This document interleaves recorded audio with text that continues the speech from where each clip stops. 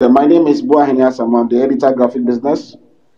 As our commitment to deepening financial literacy and enlightening society, we are trying to give out various listeners and or audiences, all platforms that are available to us to help inform and educate the public. So, coming on Twitter Space is one of the mediums which we can reach out to some people and those who will not have the time to read a newspaper. So that's why we are doing this particular instance, this particular issues. Over the past 4 weeks, we have on weekly basis held discussions on numerous topics and numerous that affects the economy. So that's what we're trying to do. And now see our host in Mr. Emmanuel Bruce, who has just joined us. I'm sure he's trying to get his mic ready, set up, and then I'll hand over to him. But the context really of what we are trying to do, Professor Tuahine, who's our speaker here, and whom my brother will introduce later, has written an article on Bank of Ghana financing and its impact on the economy.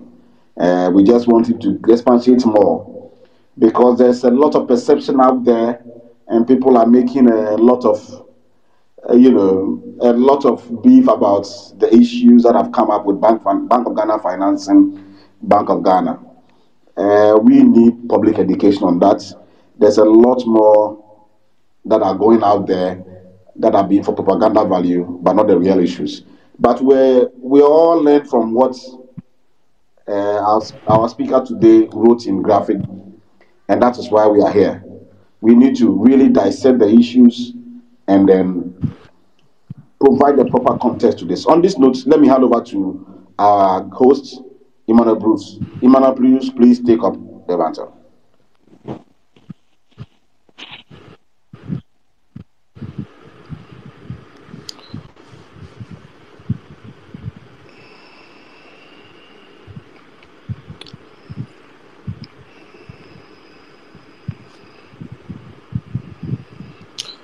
Hello, good morning, everyone, and welcome once again to another edition of the Graphic Business Twitter Dialogue Series. As the editor of Graphic Business rightly said this morning, our focus will be on the central bank financing of governments. The central bank has recently come under a lot of public scrutiny after it recorded some losses for the 2022 financial year. The central bank has over the last couple of weeks tried to explain the reasons why they made those losses, and then they said it was because their decision to take a hit for the country by taking a 50% haircut during the domestic debt exchange program. It will be recalled that the country's economy has been faced with numerous challenges, which the government has blamed on COVID-19 and then the Russia-Ukraine conflict. The country formally approached the IMF in July last year for support, but one of the key prior actions that was required to get board approval was the country's ability to restructure both its external and domestic debt. The government announced the DDEP, I think in December last year, which was met with stiff opposition by investors who held government bonds. Later, the DDEP was a success, but then it emerged that the central bank had to act as the last absorber by taking a 50% haircut to enable the country get a deal. This decision, however, seems not to have gone down well with some section of the public, with the minority in parliament, for instance, calling for the head of the governor and his two deputies over this decision. They argued that the central bank breached some portions of the law by financing the government in the first place. This morning, we delve into the issue of central bank financing to the government to find out if the central bank did anything wrong by financing the government during these difficult times. We will also look at the potential impact of the losses on the operations of the central bank and the economy as a whole. Helping with these discussions this morning is a banking consultant, Dr. Richmond Etuahine, who will help us understand the issues better. Good morning, Doctor. Good morning, sir. Good morning. Thanks for taking time off your busy schedule to join us for this morning's discussion. As indicated, BOD has come under a lot of public backlash in recent times, but then they have also indicated that they have consistently been doing zero financing, although the law allows them to do 5%. That's always been doing zero financing until 2020 when COVID hit hard at the country, and then they had to step in to support government financing. And also in 2022 when the international capital market was close to the country, that was the only two times that they had to support the government. As an expert, do you think the BOG did anything wrong in stepping in to provide financing for the government in these two difficult periods? Thank you very much and welcome, listeners. I think to go straight to the point, say, are they wrong? I, as a writer, won't say right or wrong because we have a law at our hand that we have to deal with. And if emergency comes out, the law specifically states what should have been done. At least Section 30, subsection 7, if my memory serves me right. It says that in any emergency, the governor, the Minister of Finance, and the Accountant General should get this thing to Parliament within 7 days. So it is not what you did in emergency, but what the implications to the economy. So I won't say whether they were right or wrong, but I want us to look at it from the perspective of the Bank of Ghana Act 202-612 as amended 918 in 2016. It specifically, as you said in your introduction, it said it changed from 10% in 2002 to 5% in 2016. And this was a law that was approved and has been enacted and put in our law books. And in it, that is where the caveats comes in, that if you want to exceed it, there are rules and regulations that you have to follow. You see, you should take a proactive stand. You can go and ask, as we did in your COVID. I want to remind listeners that in COVID, the finance minister went to Parliament and said that if you were to apply the Fiscal Responsibility Act 982, 2018, it may affect the economy. And Parliament really agreed to grant him a passage of more than the 5% of the GDP. So I've been this paper that I have done, I'm looking at it from the other side, that if we were prepared to go to Parliament to have the Fiscal Responsibility Act suspended or limit increase, why couldn't we have done the same thing? Because we were in emergency state. And in emergency state, sorry for cutting you, but was that the responsibility of the central bank or the finance minister? The law says, let me refer, the law says specifically, the governor, the Minister of Finance, and the Accountant General, it is their duty and their responsibility to report within 7 days, 7 sitting days to Parliament. And that is where the bone of contention comes in. Those who are saying they haven't done anything wrong or done anything right, the first thing is that if I'm hungry, if I need to eat and somebody is selling kenkey, and because I'm hungry, I goes in and take the kenkey by force or eat it without the permission of the seller and pay for it, the law will find me, I have breached the law. So I'm saying that let us not be so emotional about the discussion. Let us be objective about it and look at the law and see maybe something happen next time. Somebody will not do what we have done and then come back and people will be calling for the head of other people. If we have gone through the law, I'm not sure people would have been asking, calling on and what. because people would have noted that the exceptions were granted and they apply for it. So that is my take on it.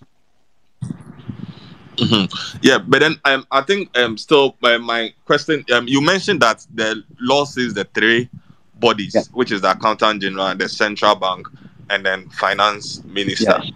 But then what I'm asking is, it is the finance minister who reports directly to parliament, Let me because the BOG. sorry, let me read the session for you. Under the Bank of Ghana Act 202-616, Section 6, in the event of any emergency, the governor, the finance minister, the controller shall even decide the limit of borrowing that should be made to government, and the finance minister must submit a report on the issue to parliament within 7 sitting days. That is the law. Okay. Yeah. So it actually confirms what I'm saying, that the person who was supposed to make the reporting to parliament was the finance minister and not the central bank governor, if I understand what you are saying. Exactly. The law is only telling the three parties to get it right, for central bank, for the minister to go to parliament and report on the issue to parliament within 7 sitting days. So what you're saying is right. It is the minister who has that responsibility to report, but he will go and report based on the actions of the three parties involved. Okay. Well, noted, sir. But then,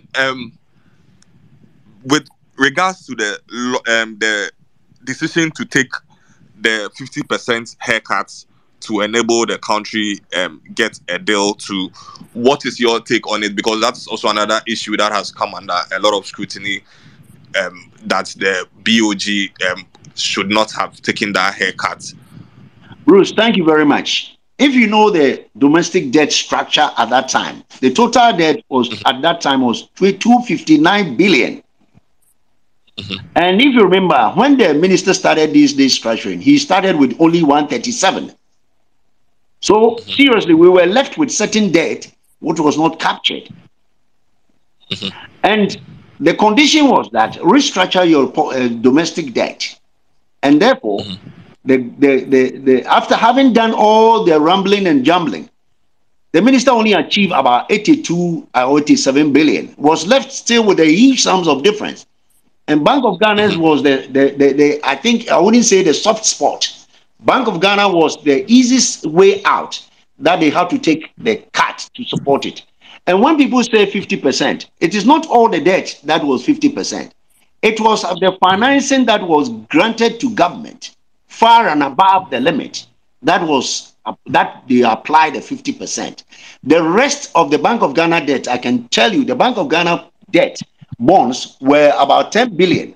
And so they would have to restructure it to about 4.9 billion. So that didn't take 100%. What it did is that it took the same debt restructuring like the commercial banks and the other people. So the IMF was saying that if we want to achieve your target, then let us look at what the central bank has done, and let us call a spade and do 50%. And at that time, the country was at the point of collapsing. So Bank of Ghana had no option but to accept it. But let me make a statement. Let me make a statement on this. I've always said that with all these debt restructuring that has been going here and there, one thing that is shocking, that I find it incredible in our country, is that how are we passing on information to people? And when we ask that, we said that we did, according to literature, or Bank of Ghana is saying, we did stress testing. We did scenario testing. If anybody has done a stress testing with the figures of 50% earlier, I think we would not be talking about it as we are talking about it today.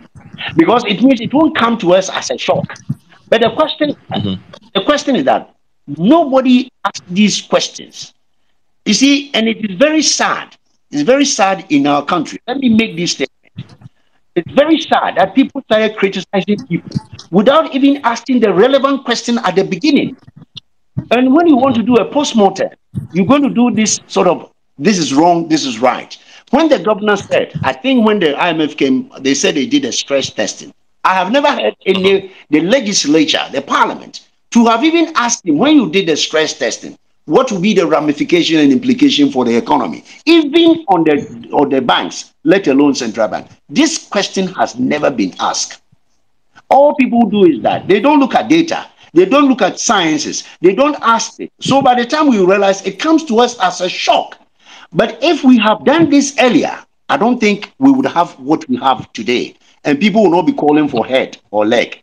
But unfortunately, we will talk narratively. Let me use this word. We like narrative talking without being data analysis, applying the various models to apply to a situation and find the situation in reality. So that is my caution about Ghana, that we like talking narratively. We don't like to apply data and science. And that is causing us, as we are saying. So if the governor has reported it, what would have been the implication? I think the people would have known, and they will not just say they're calling the head and calling the leg. So me, that is my only caveat, that when people make presentation, we should look at the data and science and ask what is the implication of what we're going to do and how it's going to hit us. Unfortunately, questions have not been answered. And this question I want to put to the whole country. Has anybody told the country the cost of all these debt restructuring and the implication for the economy? I have never, ever, ever heard anybody asking this relevant question. And you need to ask these relevant questions. When the minister comes, we should ask him, Minister, this debt restructuring you're going to do, what will be the implication on the ordinary people, the banks, and the central bank? This question has not been answered by anybody. Nobody has answered it. So what we have now is something that at times I sit down and reflect and say, hey, where is this country going? We must be able to question issues with data and science, so that when we come to the point, we don't find ourselves rambling. That is what I'll say for the time being. Okay. Doc, on the issue of the losses, I mean, there have been some arguments to that. In the first place, the focus of the central bank should not be making of profits. That is not what they were set up for. So, as a consultant and an expert in the industry, I want to find out: do these losses really matter, and do they in any way impact on the operations of the central bank? Well, I mean, literature says that some will say it matters, some say it doesn't matter. I can quote you the books. And other countries have made these losses. People will say UK made recently, Australia, other countries. But you see, when people are comparing apples and oranges, I find it very unbelievable. The Bank of England, if you know the history of Bank of England and what Bank of England has been doing it for the economy, it is nowhere near. When they did the quantitative easing, when the crisis came in, they supported the economy very well. And they were able to make a little headway. Ukraine and Russia has been through this situation before. Jamaica was the last country, I think, which I know went through this. But the losses itself may not directly affect you today. It can have potential consequences over the period. That is why in my paper, I say potential. I didn't say real. I say potential. If it is not well managed, all that we are saying, it will be very difficult for us. Let me give you a typical example. Today, banks are looking for capital. Banks are looking for capital because some of the banks are in serious trouble. And if the central bank, so to be, cannot perform a certain role, like the lender of last resort when you come to the money market, what will be the situation? So that is what we are saying, that what the paper is saying is that there are certain specific roles that the central bank should play. But if the situation is not well managed, you can say today nothing is going to happen. But if it's not well managed, the next year or 2 or 3, the reality can hit us hard. So I'm trying to say that people should look at the potential, because I know they defend themselves. Oh, it is good. It is doing well. Fine. nothing is going to happen. Who has the foresight? What model have you used to tell me that it will not have issues on the open market operation, the lender of last resort business, or emergency liquidity support? Somebody should come out to tell me. Before you come on radio and say, oh, because UK is making losses, or because Japan, another bank is making losses, it is not. This debt exchange issue, according to literature, know the history, the banks that I have as history, nobody went to debt exchange. Ours is a bit peculiar. In other jurisdictions, it's about foreign exchange losses or interest rate changes that causes them. But our cases, we have if you look at the losses, part of it is the foreign exchange losses. And the next one is the DDEP losses. And if you check our literature, none of the banks that I know has gone through this, what we are going through. So that is what I'm saying, that if the central bank is going to play its role, it must be able to manage this situation very well. It may not hit you today, possibly a year, 2 years to come. And that is why we say that it's going to we have to manage the potential losses so that we don't find ourselves where we don't want in the future. Okay. There have been talks about recapitalizing the central bank in the next few years, and then considering if there is any sort of recapitalization, it should come from the government. But considering the physical situation we find ourselves in currently as a country, as an expert, what would you recommend? What other ways could we look at in recapitalizing the central bank? Well, thank you very much. Another one. I mean, you see, if you look at the IMF country report 23/168, it is not I who is saying that the government should recapitalize it. It says that the Bank of Ghana and government should come together to be able to recapitalize it. But looking at the physical space, the government physical space, it's very difficult for government to say that I'm going to recapitalize it. But if we listen to the governors and those who have been speaking that we want to improve it by doing retaining profit and doing this to put ourselves in a good position, I don't think it can take a lot of years. Because if you look at the losses divided by the number of profit they made over last year, my brother, it's going to take more than 25 years. So what the government had to do, I mean, he doesn't want to add to the physical space. Then what he can do is to leave it as it is. And to leave it until such a situation there, maybe a year or two after, when the physical position improves a lot, then they would need to assist the recapitalization of the central bank. And the reason why recapitalization of central bank is critical to people is that what people have forgotten in this part is that Bank of Ghana is not keeping his foreign reserves with Ghana. It's not keeping with any bank. It's keeping with the Fed, the Bank of England, the Euro, the Bundesbank, and all the Central Bank of France and all these things. What is the perception from your counterparts, those who you place your money with?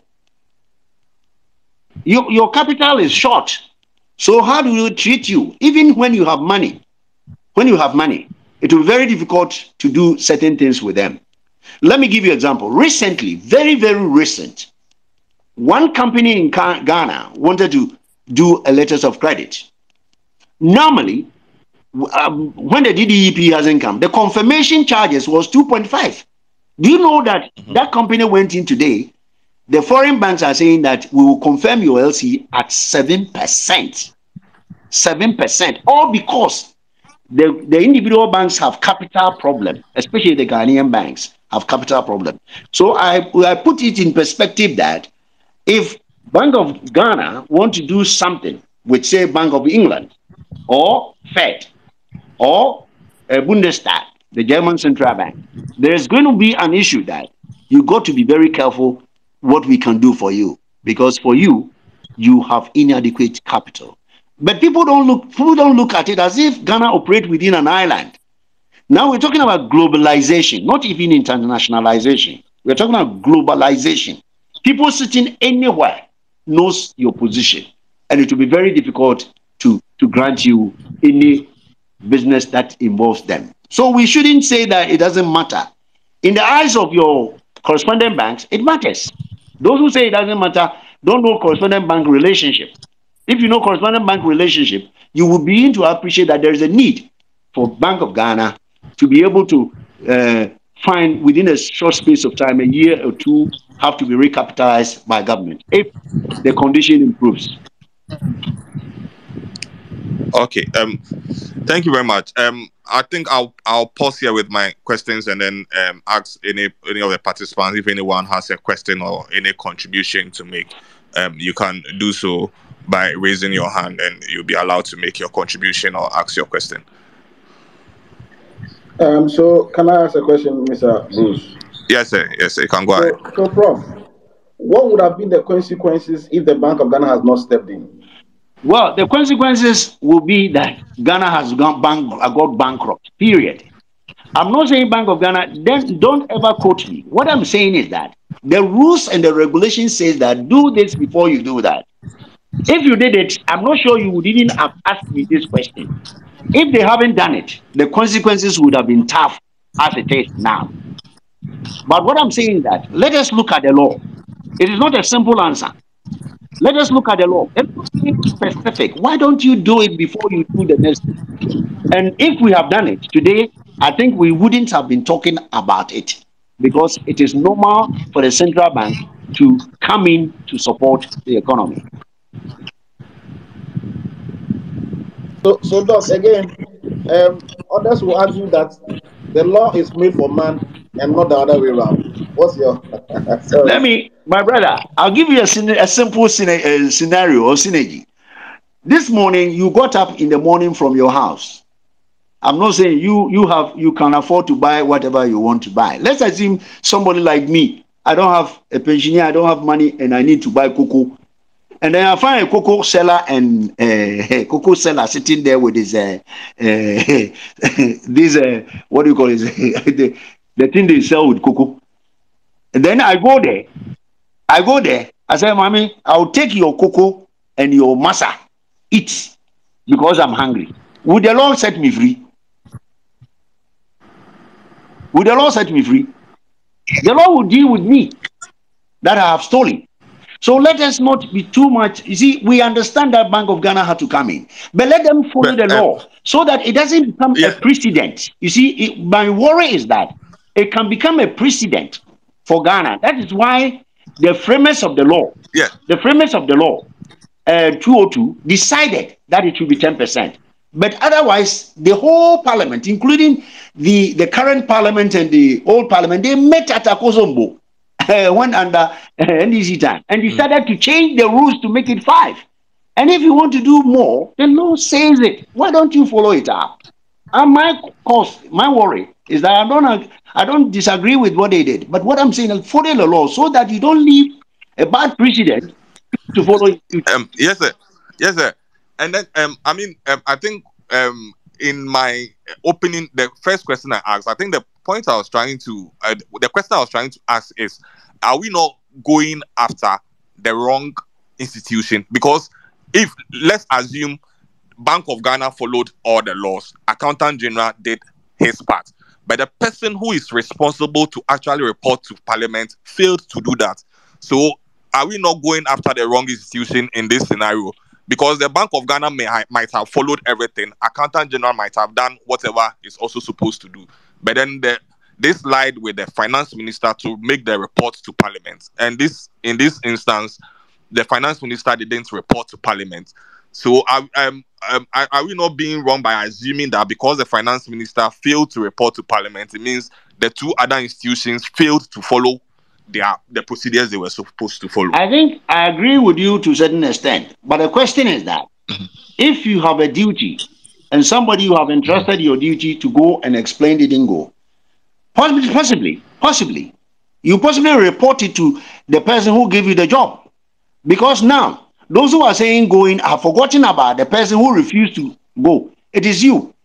But you see, those who are saying going... But the Bank of Ghana reports directly to the finance ministry. So in this case, who were they supposed to make the report? it is the three arms. So I'm sure the central bank might have reported to him, and then he would get in touch with the accountant general, and they will go. Now they haven't gone. They haven't gone. So people didn't even know whether you report them or not. You see, let us always be transparent about information. The problem we have in this country is that if I am there, I am all in all. But tomorrow you are not there. If our country, if we really need to change our attitude and our behavior to help us to manage the economy, let us always follow the law. And if we follow the law and the constitution, we wouldn't get ourselves hurt. The man is supposed to report. He didn't report. I mean, and as if nothing has happened. As if nothing has happened. I agree with you. They report to him. He's supposed to go. He didn't go. All those who are calling must also go and check the law about removal of the governor. If you go to the same act, it states certain rules that you can remove the governor and the deputy governor. It is not as simple as you want to remove him or you want to remove him, because it has to go through a process. But the person who actually supposed to go didn't go, and everybody has kept quiet about that person and trying to circumvent it and go around it. The question becomes that we should be very careful that we are not setting a bad precedent for the future generation. Okay, thank you. I mean, the floor is still open if any participant has a question or any contribution to make. You can. So yes, if I may ask, so Doc, I get you clearly that you are not against the Bank of Ghana supporting At all. but the law must be followed. That's all. Exactly. The other side, or some information that we have gotten, is that during the exigency of the time, when the issues at Parliament, where the passage of the e-levy even ended up in a draw, on hindsight, perhaps the finance minister thought it wise that, looking at the temperature of the nation, he could delay that presentation. Will that not be a sound judgment, looking at how polarized the political space was? Thank you, my brother. I mean, if you are appointed to a position, you must stand up for the position. The temperature of the country matters, but the point is you have a work to do, and you must do your work. That's why you are there. I mean, you can't go to America and say you are the so and so minister and say you can't go. I mean, let me take you on this. Yesterday, Joe Biden, the president of the United States, if you have read, there is pending impeachment about the whole president of America. Trump was a president. The laws are there. It doesn't matter the agency. I mean, if it was even earthquake, there'll still be an emergency position for you to make your presentation. The temperature of the parliament would always be high, even when they have full majority. There were a lot of discussion that goes on. They find it very difficult because people will speak up to it. So for me, that excuse that the temperature was not good or it was not conducive, for me, as an academia and a writer and a researcher, I wouldn't buy into it, because if you don't do that, what my worry, this will leave a precedent, a bad precedent for future governments to come, because they will choose to go over and above. And when you ask them, they will tell you that, the temperature was not conducive for me to present myself. So let us not put laws there. The laws are meant to be followed. If you drive a traffic light, they don't, even when you are sick and you drive, you are arrested. If you're sick and you're going to hospital, you're arrested. So we cannot say that the temperature was too high and let us not do the right thing. So in future, let us do the right thing. And if the law has to be changed, let us change it before we get to where we want to go. Okay, so Doc, again, going forward, what can we do to avert such a situation? Thank you very much. This is a wonderful question. You've really made my day. I don't know what you said, but I'll address you, sir. And if you like, I'll even add the name you don't want, Honorable. Well, this is your friend, Boahene, editor, graphic business. Oh, sir. The question is very relevant. You know, in the year 2018, I was giving a lecture at Kempinski. I talk about the excessive borrowing on both the domestic market and external market. And I was branded like this guy, he doesn't know what he's talking about. 2018, if my memory, I was delivering a lecture, a banking crisis at Kempinski. You know, when you're borrowing, you first have to look at what productive sectors that will contribute to the economy. But if you borrow for consumption, I will say, I've been in a bank before, you pay through your nose. And that is we are paying through our nose. If you borrow for consumption, you pay through your nose. I want to say it. But if you borrow and put it in, say, like Kumasi Accra Railway, the fast railway from Takoradi to Kumasi to Tema, I mean, the infrastructure are there. It will pay for itself. If you borrow seriously and say, like, we want to go into cocoa, support cocoa production, today we'll not be talking about cocoa production at 500 metric tons. We could be talking about 2 million or 1 million metric tons. Multiply 1 million metric tons by 3,600 US dollars per ton today. We're talking about 3.46 billion, which is far more exceedingly above the loan we have taken from the IMF. My brother, the question is that let Ghanaians, and also I think it stems from the way our constitutions were framed. I have agitated it. And at your last, I think your last graphic business, some people were agitating that the constitution needs to be amended to put a debt cap or a debt limit as the Germans have. They'll put a debt cap that you cannot do more than 60% of your GDP, period. So that you don't promise heaven and earth when you don't have the earth, let alone the heavens. Unfortunately, we promise everything on this earth, but we are left with absolutely nothing. So let us look at the constitution, amend that bit of we put a debt cap in it so that nobody grow. We have had this problem before, and we are going to have it if we don't change it. Because once the constitution is quiet about it, and the laws are not even obeyed, we will continue to borrow far more exceedingly above, because our political agenda is bigger than the national agenda, and then we will sink the country as we have almost done the country now.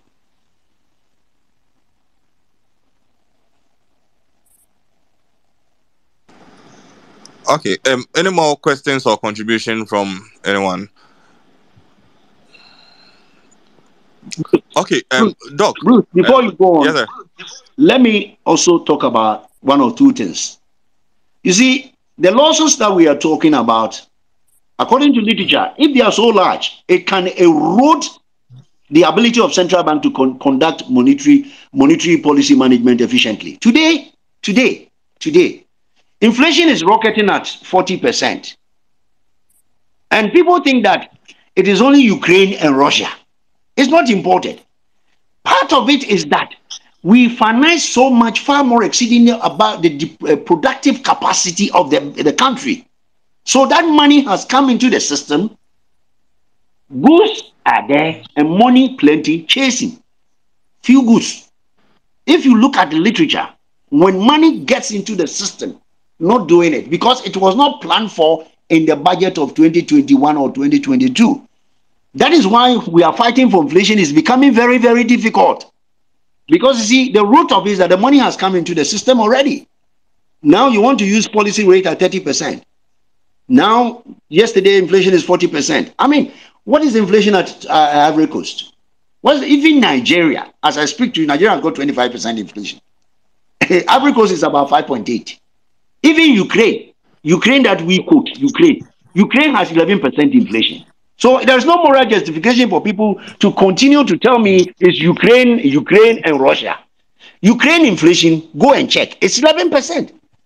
Our problem is what I'm telling you. When you finance it so much, you erode even your ability to use the inflation targeting.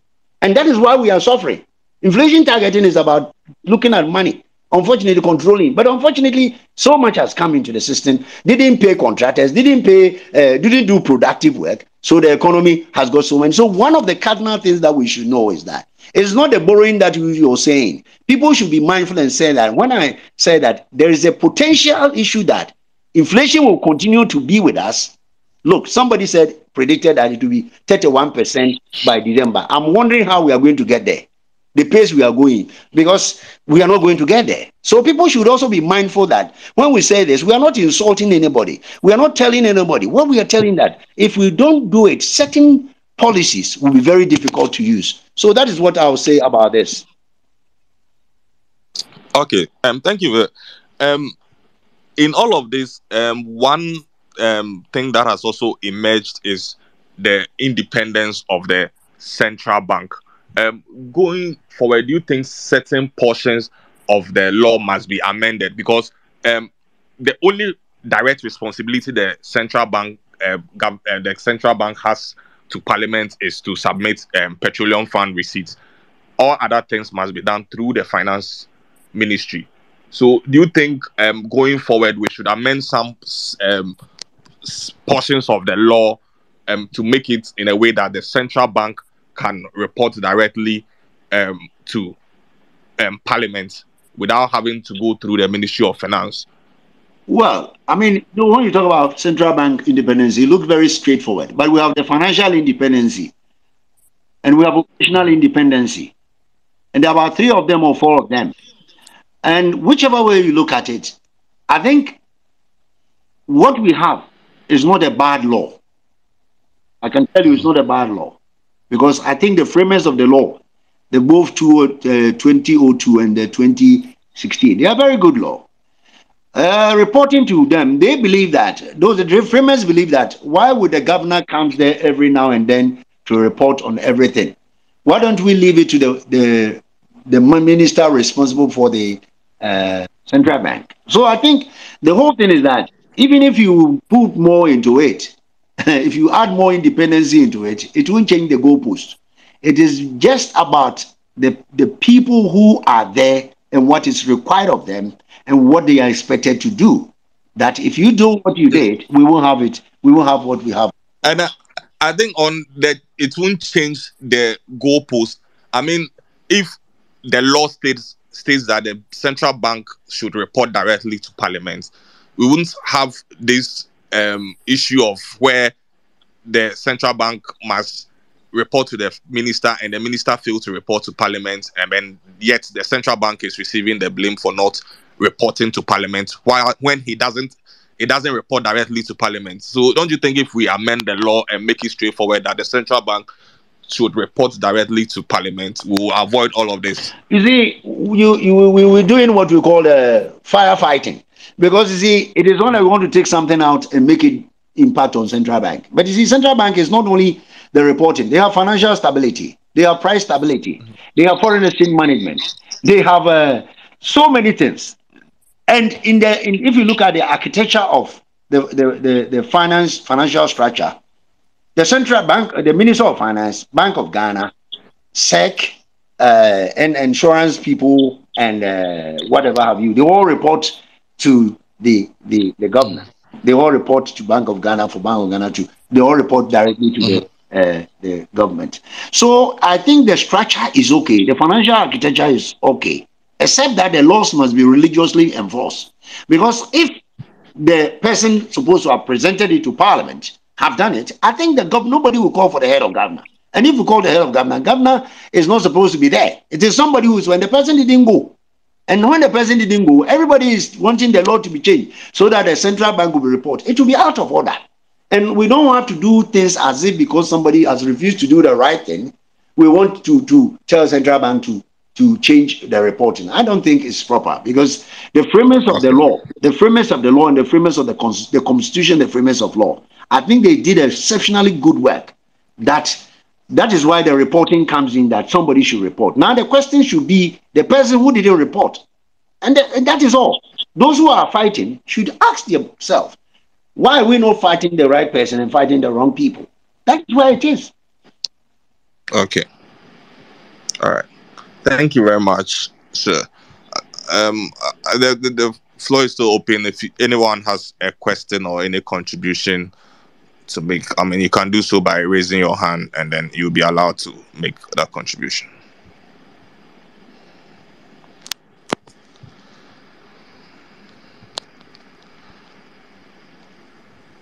Okay. In the absence of any contribution or comment, we'll bring this morning's discussion to a close. Thanks so much, Doc, for your time this morning. We really appreciate before I go, let me give you a little statistics that I have.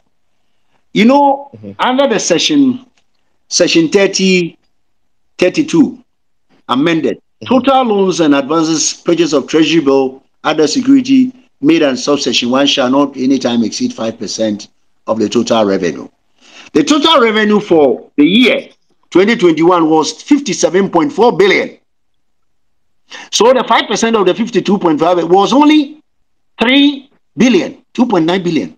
So in the real fact, if they haven't exceeded it, Central Bank was only up to do 3.5, but we are talking of far more exceedingly above 2.9. So I think the framers of the law have made it. Let us follow the law and apply it.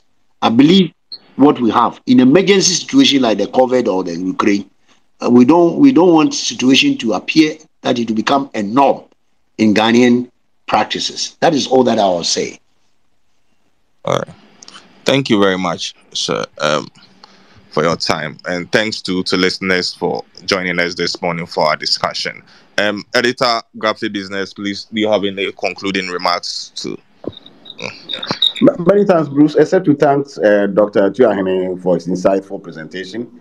As always, we'll bring you to our readers and our audiences such renowned and experienced people to come and educate us over all of us in these times. So thank you, Professor Tuahene. Thank you, sir.